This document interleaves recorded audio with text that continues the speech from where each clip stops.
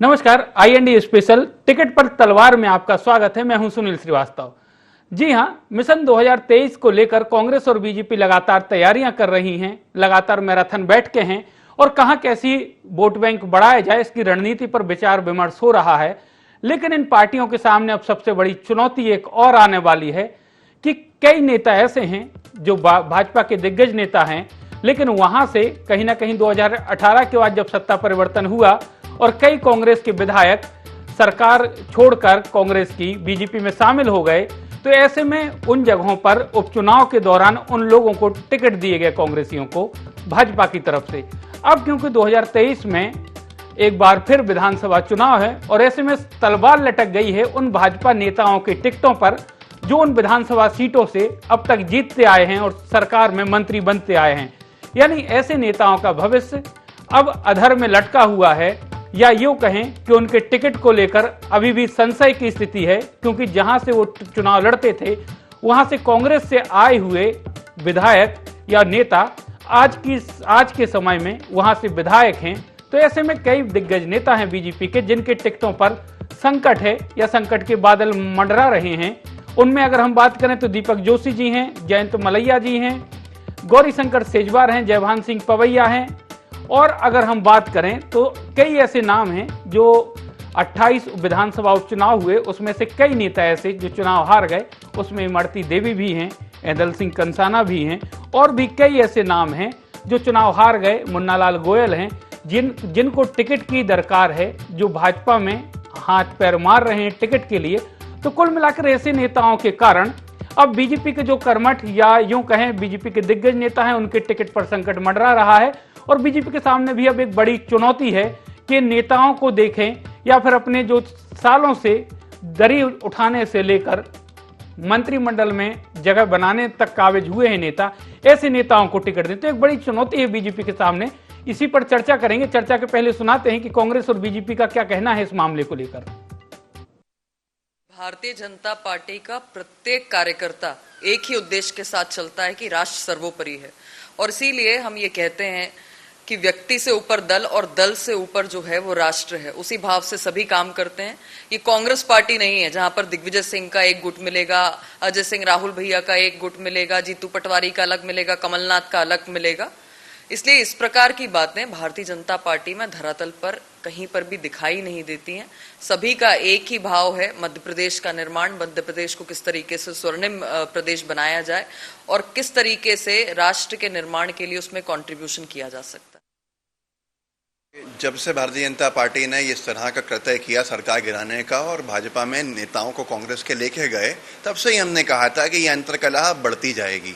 और भारतीय जनता पार्टी वक्तिया सरकार बनाने के बाद कुछ वक्त बाद 2023 के चुनाव से पहले परेशान होगी अंतर्कलह से, गुटबाजी से, क्षत्रपों की लड़ाई से। यही चल रहा है भारतीय जनता पार्टी में। सिंधिया समर्थक आज भी अपने आप को सिंधिया समर्थक ही कहते हैं और मूल भाजपाई अपने आप को मूल भाजपाई समझते हैं, और आपस के अंदर उनके एक विवाद की स्थिति जो पैदा होती है उससे भारतीय जनता पार्टी परेशान रहेगी। जनता की तरफ नजर नहीं कर पा रहे हैं अपने विवादों की वजह से, अपनी अंतर्कलह की वजह से, अपने ही घर को संभालने में लगे हुए हैं। 2023 में ये प्रमाणित हो जाएगा कि सिंधिया समर्थक, मंत्री, विधायक, कार्यकर्ता और मूल भाजपाइयों की लड़ाई ने भाजपा की सरकार का सफाया कर दिया। तो टिकट पर तलवार लटकी है और कांग्रेस कह रही है कि हम पहले ही बता चुके थे कि बीजेपी में अंतर्कलह होगा, बीजेपी के कई ऐसे नेता रहेंगे जिनके कारण जो भविष्य है वो कहीं ना कहीं भंवर में फंसता हुआ नजर आएगा। तो इस प्रकार की बातें अब कांग्रेस की तरफ से आ रही हैं। हमारे साथ जुड़ चुके हैं कांग्रेस के प्रदेश प्रवक्ता हैं विक्की खोंगल जी। विक्की जी, बीजेपी में जिस प्रकार से अब बड़े नेता जो रहे हैं बीजेपी के, चाहे हम दीपक जोशी की बात करें, जयभान सिंह पवैया की बात करें, गौरीशंकर सेजवार की बात करें या जयंत मलैया की बात करें, एक तलवार लटकी हुई है टिकट को लेकर इनके। और कांग्रेस लगातार कह रही कि हमने पहले ही कहा था कि जो लोग कांग्रेस छोड़ के गए वो बीजेपी के नेताओं के लिए मुश्किल बन जाएंगे। क्या कहेंगे आप? पहले से ही शुरुआत से ही कांग्रेस इस बात को कह रही है कि हमें ये जो आज भारतीय जनता पार्टी में जो कांग्रेस के से गद्दारी करके, जनता के जनादेश के साथ गद्दारी करके और लोकतंत्र की हत्या करके जो कांग्रेस पार्टी की कमलनाथ जी की चलती हुई सरकार को गिराने के बाद में जिन्होंने भारतीय जनता पार्टी ज्वाइन की थी, ये भारतीय जनता पार्टी का सरदर्द बनेंगे। आज नहीं कल बनेंगे, लेकिन भारतीय जनता पार्टी के संगठन को के सामने एक बड़े चैलेंज के रूप में ये लोग उभरेंगे। ये कांग्रेस पार्टी ने शुरू से इस बात को कहा है, और क्यों ना हो, भारतीय जनता पार्टी का वह कैडर और उसका वह कार्यकर्ता जो 30 साल से 40 साल से जो है इतना खून पसीना देके पार्टी को खड़ा किया, जिस पार्टी की जमानतें जब्त हुआ करती थी, पूरे देश में 2 सांसद थे, एक विधायक के लिए तरसते थे, एक पार्षद के लिए जो पार्टी तरसती थी, उसको खून पसीने से खींचकर खड़ा करने वाले उस कार्यकर्ता के साथ कि कितना बड़ा अन्याय हो रहा है। और ये भारतीय जनता पार्टी की ने अपना एक ट्रेंड बना लिया है और अपनी नीयत को उजागर किया है कि एक और, जैसे आपने जयंत मलैया जी का नाम लिया, सरताज सिंह जी को देखिए, पिछले चुनाव में आंसुओं से रोए थे, अपने वरिष्ठों के साथ में जो है उनकी बेअदबी करना, उनका अपमान करना वरिष्ठों का, शीर्ष नेतृत्व में आडवाणी जी से लेकर यशवंत सिन्हा जी से लेकर जसवंत सिंह जी से लेकर, और मध्य प्रदेश में सरताज सिंह जी हो गए, हमारे जयंत मलैया जी जैसे वरिष्ठ नेताओं का अपमान करना, और कांग्रेस या अन्य पार्टियों से लाए हुए लोगों को सिर आंखों पर बिठाकर रखना है। भारतीय जनता पार्टी ने अपना ट्रेंड बना लिया है, अपनी सारी अंतरात्मा, राजनीतिक अंतरात्मा को गिरवी रख दिया है सिर्फ सत्ता के लालच में।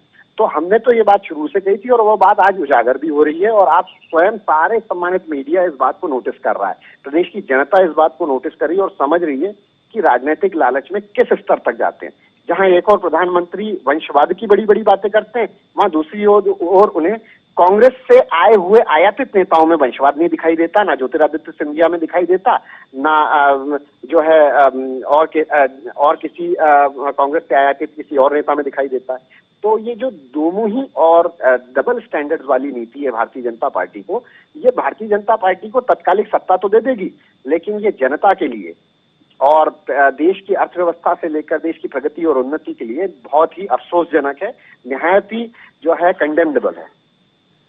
चलिए, गोविंद मालू जी भी हमारे साथ जुड़ चुके हैं। मालू साहब, जैसे कि कहा जा रहा है कि जो लोग कांग्रेस छोड़कर बीजेपी में आए थे, चुनाव लड़े और विधायक बन गए, अब उनके कारण जो आपके अपने हैं, जिन्होंने सालों तक दरियां उठाई हैं, सरकार में आप लोगों को लाए हैं, मंत्री भी रहे, वो उनको टिकट इस बार नहीं मिल पाएंगे उनके कारण। चाहे जयभान सिंह पवैया की बात करें, चाहे हम जयंत मलैया जी की बात करें, चाहे दीपक जोशी जी हों या फिर गौरीशंकर सेजवार साहब हों, बहुत लंबी फहरिस्त है ऐसे नेताओं की जिनको टिकट को लेकर चिंता है और जिनके टिकट पर अब तलवार लटकी हुई। कांग्रेस का ऐसा कहना है, क्या कहेंगे? देखिए, कांग्रेस तो अपना घर संभाल ले। ये मैं सुन रहा था कि मेरे मित्र इतनी बड़ी बड़ी बातें कर रहे थे कि पुराने लोगों का क्या हश्र होगा है, क्या हुआ है। हमारी पार्टी की चिंता आप करना छोड़ दें। हमारे यहाँ सबका सम्मान है, हमारे यहाँ सबके लिए काम है, हमारे यहाँ सबका उचित स्थान है। जहाँ पर जिसकी जरूरत होती है उसको वहाँ पर काम दिया जाता है। ये अपने यहाँ की चिंता करें। कपिल सिब्बल ने क्या बोला, गुलाम नबी आजाद अभी अभी गए, उन्होंने कहा डॉक्टर नहीं कंपाउंडर इलाज कर रहे हैं। उनका इशारा था राहुल गांधी की वो बेजू बावरा मंडली, जो कनिष्क सिंह बेजू पता नहीं कहाँ कहाँ से मैनेजमेंट के गुरु लेकर के, और वो इनको प्रताड़ित करते हैं, इनके साथ दुर्व्यवहार करते हैं पुराने नेताओं के साथ। और इसीलिए ये लोग कांग्रेस को छोड़कर, कांग्रेस से रुखसत होकर और किसी नए ठिए की तलाश में हैं। और जो गए हैं पहले, ममता बनर्जी हो चाहे शरद पवार हो, ये लंबा सिलसिला जब से सोनिया जी ने कमान संभाली तब से, इसके पहले इंदिरा गांधी थी तब क्या हुआ था, ब्रह्मानंद रेड्डी, देवराज अरस और कई सारे नेता, केपी उन्नीकृष्णन, कई सारे नेता उनसे, इसलिए क्योंकि तानाशाही और वंशवाद और परिवारवाद और पुराने लोगों का पूरा सम्मान नहीं होना ये घटित हुआ है। ये प्रमाण है, ये इतिहास है। ये भारतीय जनता पार्टी का ऐसा कोई इतिहास नहीं है, न अतीत है, न वर्तमान है, न भूतकाल है और न भविष्य होगा। इसलिए हमारी चिंता छोड़ दें, ये अपना घर संभालें। हमारे यहाँ तो हम सबका साथ, सबका विश्वास और हम एक व्यापक दृष्टि लेकर चल रहे हैं। हम इसको एक व्यापक धनाधार वाली पार्टी बनाकर हम लोगों को समाहित कर रहे हैं, जो हमारे विचारों से प्रेरित होकर आ रहे हैं हमारे पास। और देखिए, जब भारतीय जनता पार्टी में शामिल हो जाता है कोई व्यक्ति, तो कोई जरूरी नहीं कि जिंदगी भर का किसी का अमर पट्टा हो गया कि उसको टिकट मिलेगा ही। ऐसा किसी के ऊपर तो नहीं लिखा है, ऐसा किसी ने कोई कमिटमेंट करके नहीं दिया है। जहां पर जिसकी जहां उपयोगिता होगी, यदि वो जीतने वाला उम्मीदवार होगा तो निश्चित रूप से उसको टिकट मिलेगा, कहीं भी हो। इसलिए ये हमारे एक पद्धति है, प्रोसेस है, संगठन की एक अपनी रचना है और एक विचार है। सबसे बड़ी बात उसके पीछे एक विचार है। इनके यहाँ तो बिना विचारे सो करे जो पीछे पछताए, विचार ही नहीं है इनका, विचार ही तिरोहित हो गया। ये गांधी की बात करते, गांधी को हमने पूरी तरह से आत्मसात करके उसको जिया भी और जमीन पर उतार कर लोगों तक पहुंचाया भी गांधी के विचार को। ये गांधी को चौराहे पर लाकर चौपाल पर खड़ा कर रहे हैं। देखिए, ये कांग्रेस है, कांग्रेस को अपनी चिंता करना चाहिए। भारतीय जनता पार्टी में सब लोगों को अपने अपने जगह पर संगठन में भी काम है, सत्ता में भी काम है, सरकार में भी, नियुक्तियों में भी उनकी जगह है। इसलिए भारतीय जनता पार्टी का जो कैडर बेस है, जो विचार आधारित पार्टी है, उसकी चिंता कांग्रेस और उनको लोगों को नहीं करना चाहिए, क्योंकि काफी लोगों को काफी सालों तक खूब दिया है, खूब मिला है। वो संतुष्ट भी हैं कि हमें पार्टी ने पहचान दी, हमें पार्टी ने जहाँ पर उचित था हमें स्थान दिया है। इसलिए वो पार्टी के काम में देखिए, आपने 28 जगह लोग चुनाव हुए, उसमें 22 जगह पर जो बाहर से हमारे आए थे बंधु, जो कांग्रेस से छोड़कर आए थे, उनको भी हमने टिकट दिया, लड़ाया। आप देखिए कि वो उनकी तो जहाँ पर असूख था वो था ही। हमारे सारे के सारे नेता पूरी ताकत के साथ लगे, पूरे मनोयोग के साथ लगे और उनको बहुत बड़े बहुमत के साथ चुनाव जितवाया। इसलिए ये तो प्रमाण है। जहाँ सांवेर में, जहाँ पर सांची में, जहाँ पर बहुत बड़े मार्जिन के साथ, आज तक ऐसे बड़े मार्जिन के साथ भारतीय जनता पार्टी को उम्मीदवार नहीं जीता, तो इसको क्या कहेंगे। ये है हमारे यहाँ का अनुशासन, ये है हमारे यहाँ के समर्पण भाव और निष्ठा। इसके लिए कांग्रेस को अपना घर संभालना चाहिए। गुलाम नबी आजाद के प्रश्नों का उत्तर दीजिए। चलिए रामेश्वर जी से जान लेते हैं। रामेश्वर जी, मालू जी का कहना है कि कांग्रेस से जो लोग आए हैं उनके लिए जिंदगी भर का पट्टा तो नहीं लिखा पार्टी ने, जो उपयुक्त तो होगा, जो जीतने वाला होगा, जो फीडबैक आएगा उसके आधार पर टिकट दिया जाएगा। मालू जी अभी जिक्र कर रहे थे रायसेन का, सांची का, कि प्रभुराम चौधरी जी भारी अंतरों से चुनाव जीते थे वहां पर, सबसे बड़े अंतर से 28 विधानसभाओं में। लेकिन कुछ दिन पहले ही हमने देखा कि उनका भी विरोध हो रहा है। पार्टी के जो कार्यकर्ता हैं, जो मंडल अध्यक्ष से लेकर महामंत्री, वो विरोध करते हुए पार्टी कार्यालय पहुंचे। नगरीय निकाय में हमने देखा कि इमरती देवी का डबरा में विरोध हो रहा है। पार्षदों को लेकर दिल्ली पहुंच गए सिंधिया जी के पास, भाजपा नेताओं से बात भी नहीं की, सलाह मशवरा भी नहीं किया। तो अब धीरे धीरे पार्टी में भी जो संतुलन है वो बिगड़ रहा बीजेपी में। ऐसे में चुनाव के समय जो बड़े नेता हैं बीजेपी के, स्थानीय नेता जो चुनाव लड़ते थे, उनको टिकट नहीं अगर मिली तो क्या स्थिति होगी भाजपा के सामने? देखिए सुनील जी, ये तो सही बोल रहे हैं। बीजेपी से जो बयान आया है कि कोई पट्टा नहीं लिखा है। बीजेपी को मैं लंबे समय से देख रहा हूँ। बीजेपी में क्या है कि जो कांग्रेस के लोग, जब विधायक जो आए भारतीय जनता पार्टी में बाई इलेक्शन में, उनको टिकट दिया था, ठीक है, अब आगे टिकट मिलेगा क्यों, कोई गारंटी नहीं है। मतलब ये कि जो लाने वालों की गारंटी नहीं है, देने वालों की गारंटी नहीं है, उनको टिकट मिलेगा। 24-25 जो विधायक है इनके, 22 के साथ में आए 24 विधायक जो आए थे, अब उनका परफॉर्मेंस तो क्या है, आप भी जानते हैं, सब जानते हैं कि बीजेपी भारतीय जनता पार्टी में टिकट जो आम चुनाव जब होंगे, ये तो बाई इलेक्शन की बात अलग होती है। बाई इलेक्शन आप सब जानते हैं बाई इलेक्शन कैसे होते हैं, मतलब नहीं सब जगह। लेकिन जब चुनाव 23 में होंगे तब वो स्थिति अलग तरह की रहेगी। और तो क्या तब वो पार्टी कई इस तरह से उसका वो कराती है, सर्वे कराती है, पार्टी इंटरनल सर्वे कराती है, इंटेलिजेंस की रिपोर्ट आती है, उसके आधार पर जो कैंडिडेट लगता है कि जीतेगा तो उसको टिकट मेरे ख्याल से मिलता ही है। और जो लगता है कि नहीं हारने वाला, पहले की स्थिति जो देखो कांग्रेसी जो लोग आए उनको क्या है कि एक कांग्रेस में रहते हुए उनको टिकट मिलता था, एक जगह से मिलता था, मतलब वही गुट के कांग्रेस की जो गुटवाई होती है, एक गुट के वो विधायक थे वो है। अब वो भारतीय जनता पार्टी में आते हैं, उनको भारतीय जनता पार्टी के जो नियम कानून है, उनका जो पार्टी का जो सिद्धांत है उसको आत्मसात करना पड़ेगा। रही बात आपने दूसरा सवाल पूछा कि पार्टी नेता का विरोध हो रहा है और क्या बोलते हैं आपका जो इमरती देवी जी का विरोध हुआ है, हाँ ठीक है, क्योंकि वो उसका कारण जो है कि भाई दूसरे दल के नेता आए हैं, लंबे समय से दूसरे विचारधारा के उन्होंने अपनी आसपास किया था उन्हें। अब वो भारतीय जनता पार्टी एक डिफरेंट टाइप का संगठन है, जहाँ जब सर्वोपरि क्या पद संगठन सर्वोपरि होता है, यहाँ व्यक्ति नहीं होता, तो उसको आत्मसात करने में, उनको एक्सेप्ट करने में समय लगेगा। मतलब ये तो इमरती देवी क्या है कि जो जनपद में चुनाव हुआ तो वो जैसे परिणाम आए तो उससे पहले उन्होंने अपने लोगों को इकट्ठा कर लिया था, वहाँ दिल्ली में नेताओं के साथ छोटी मोटी खिंचाई थी, काफी गुटबाजी सामने आई थी। वो जब बाई इलेक्शन होगा, सॉरी आम चुनाव अगले साल चुनाव होंगे तो ये जाहिर सी बात देखने को मिलेगी।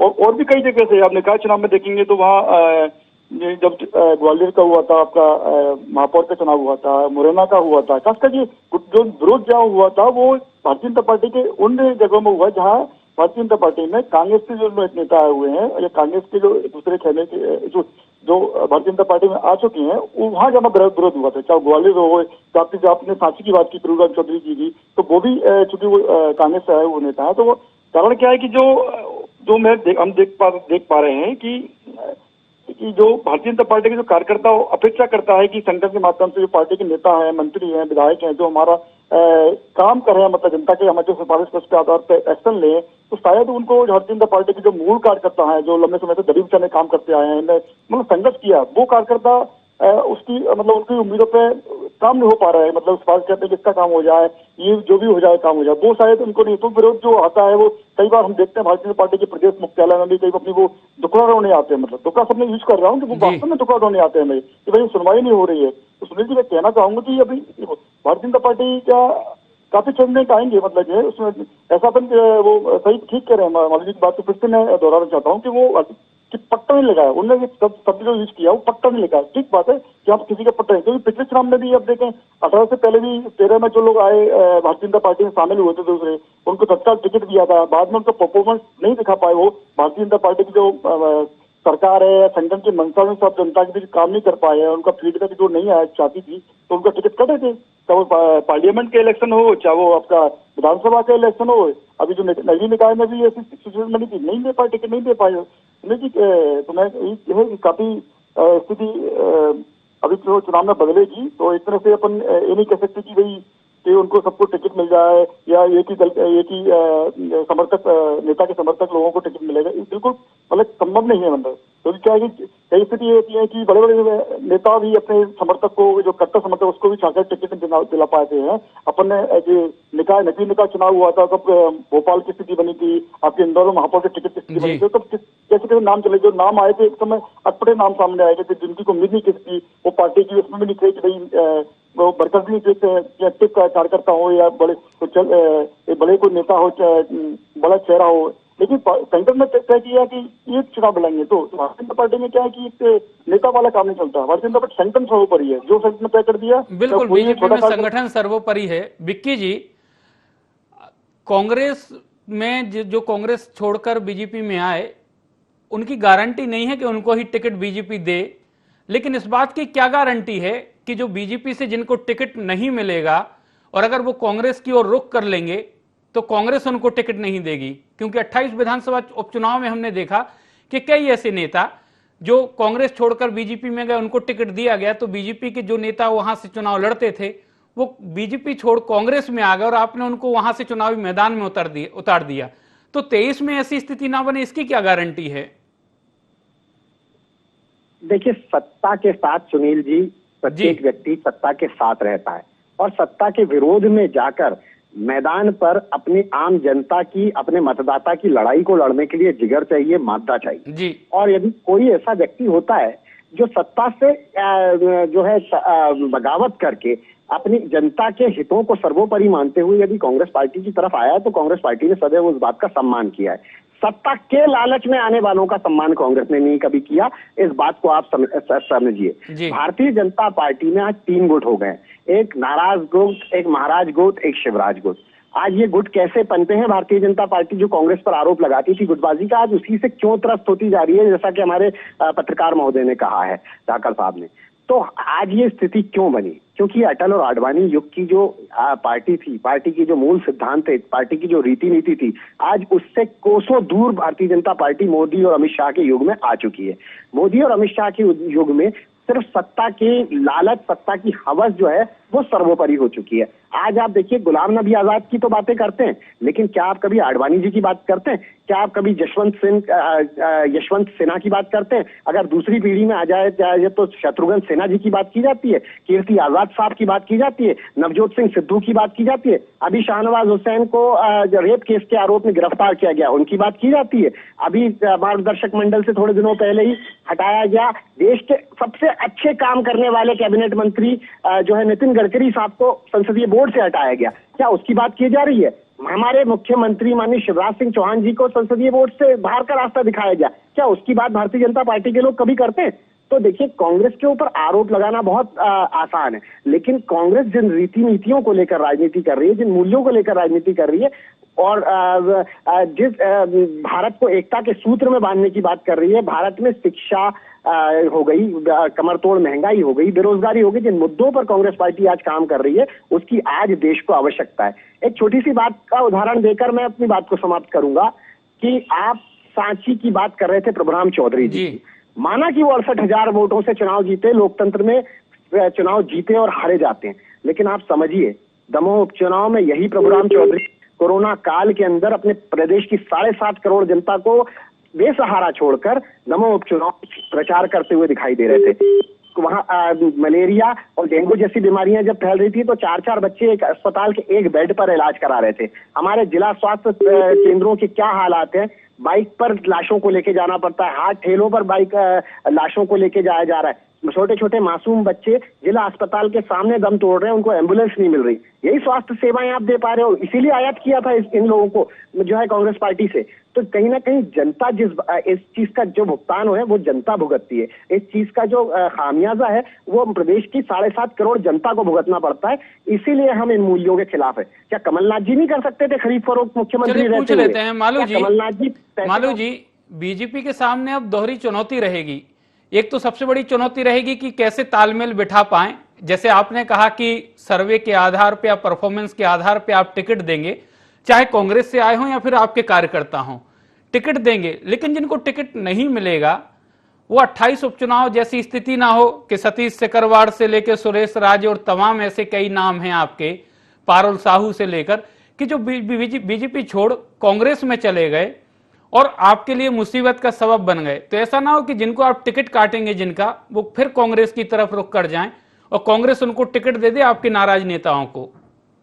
देखिए, कोई कहीं भी जाए जी, हमें इससे कोई फर्क नहीं पड़ता है। सरताज सिंह जी भी चले गए, पुराने भी लोग कई चले गए, वापस आ गए सर सरताज सिंह तो अब तो यशवंत सिन्हा भी चले गए जी। हमारा एक, मैंने कहा ना, हमारे यहाँ कोई परिवारवाद, वंशवाद, एकाधिकारवाद नहीं है जी। हमारे यहाँ संगठनवाद है, विचारवाद है और विचारवान लोग हैं। ये सब मिलकर एमलगमेशन हो जाता है। जितने भी बाहर से लोग आए हैं, यहाँ के लोग और भी नए लोग जुड़ते हैं जो हमारे विचार के नहीं होते, वो भी जुड़ते हैं, नए जो उनको विचारवान बनाना पड़ता है। ये सब एक घुलनशील होकर एक में हो जाते हैं और उसके बाद उनमें से हम उसमें से परख के, उसमें से निकाल के हम लोगों को चुनाव लड़ाते हैं। अब उसके बाद कोई की महत्वाकांक्षा जागृत हो जाए और वो लड़ ले तो लड़े, हमें उससे क्या फर्क पड़ना है। वो कांग्रेस का ठप्पा उसके सर पर लग जाएगा, कांग्रेस का पंजा उसके सर पर चिपक जाएगा। लोग कांग्रेस को देखेंगे कि कांग्रेस क्या है। आज देखिए, राजस्थान हो या मध्य प्रदेश में कमलनाथ जी की सरकार आई हो, मैं अभी राजस्थान गया था पिछले, मुझे मालूम है कि वहां पर त्राही कर रहे हैं लोग बिजली कटौती को लेकर। सड़कों की हालत बदहाल है और वहाँ लोग कह रहे हैं कि वसुंधरा जी आती हैं तो सड़कें बिजली अच्छी हो जाती हैं और बाकी कांग्रेस आती है और सड़क बिजली गायब हो जाती है। ये पूरे देश का फेनोमेना है। इसलिए मैं कह रहा हूँ, कांग्रेस को देखकर लोग वोट देते हैं, उम्मीदवार को देखकर नहीं देते हैं। और जो ऐसे धोखा देकर जो बरगला कर अगर कहीं ले भी जाते हैं या किसी महत्वाकांक्षा में जाते हैं तो उनका हश्र होता है, उनकी जमानत जब्त हो जाती है। तो इसलिए हमें कोई फर्क नहीं पड़ता है। रामेश्वर जी, बीजेपी को कोई फर्क नहीं पड़ता, कोई कहीं भी जाए, चाहे बीजेपी के बड़े नेता जाएं या कांग्रेस से जो अभी आए हुए हैं वो वापस चले जाएं, बीजेपी तो अपना काम कर रही है। क्या कहेंगे सर? चलिए, तो फिर अभी अगर हम बात करें तो जिस प्रकार से बीजेपी कह रही है कि कोई भी नेता कहीं भी जाए उससे कोई फर्क नहीं पड़ता, क्योंकि बीजेपी अनुशासित पार्टी है, सिद्धांतों के साथ आगे बढ़ती है और कांग्रेस से जो आए हुए लोग हैं अगर वो भी जाना चाहें और अगर जाते हैं तो उससे कोई फर्क नहीं पड़ेगा, क्योंकि बीजेपी निरंतर आगे बढ़ने वाली पार्टी है और वो कभी भी किसी एक व्यक्ति के चेहरे पर नहीं बल्कि पार्टी के सिद्धांतों पर चुनाव लड़ती है। आप सभी मेहमान हमारे साथ जुड़े, आप सभी का बहुत बहुत धन्यवाद।